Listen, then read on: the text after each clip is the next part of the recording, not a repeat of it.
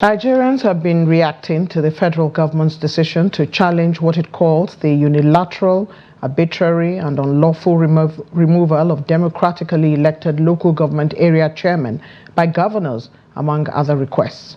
With the Supreme Court set to commence hearing in the suit this Thursday, Nuel Samson reports that stakeholders have been speaking on how the governor's conduct has affected the development of local governments. Here's Nuel's report. Other requests by the federal government are an order stopping governors from constituting caretaker committees to run the affairs of local governments, and an injunction restraining the governors, their agents, and privies from receiving, spending, or tampering with funds released from the Federation account for local governments. As these experts say, it is the right way to go.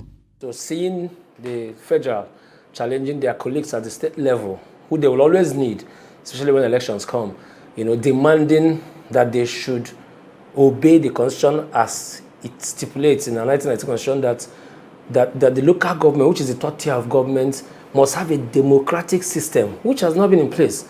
And frankly, our constitution does not in any way recognize all of these caretaker committees, which is what we see, which is the order of the day across the states. So the federal government asking and demanding that the autonomies of the local governments must be put in place is a very positive development. Constitutionality of local government councils is concerned. It says a system of local government by a democratically elected, the catchword is democratically elected local government councils is hereby guaranteed.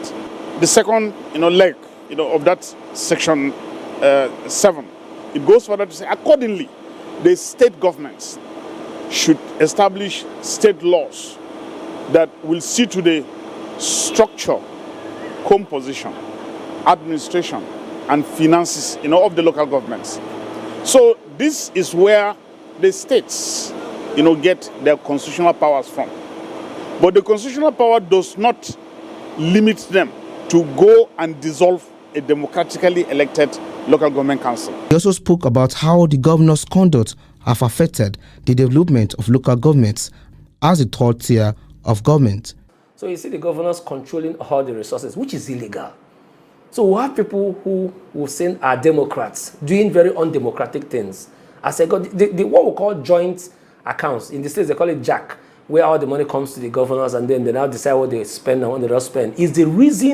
Is what has dwarfed development across Nigeria. If they tell you the story of some states, you will weep, for the local governments.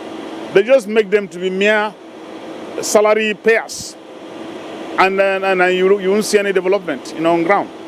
Some FCT residents also spoke on the subject matter.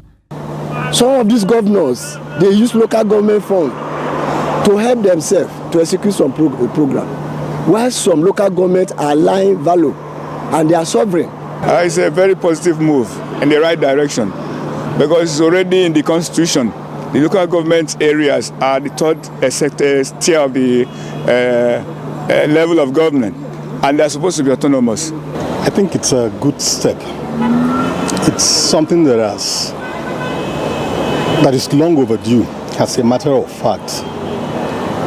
A substantial level of autonomy at local government levels is important for the promotion of grassroots democracy and self-rule among various diverse interests that make up the national polity.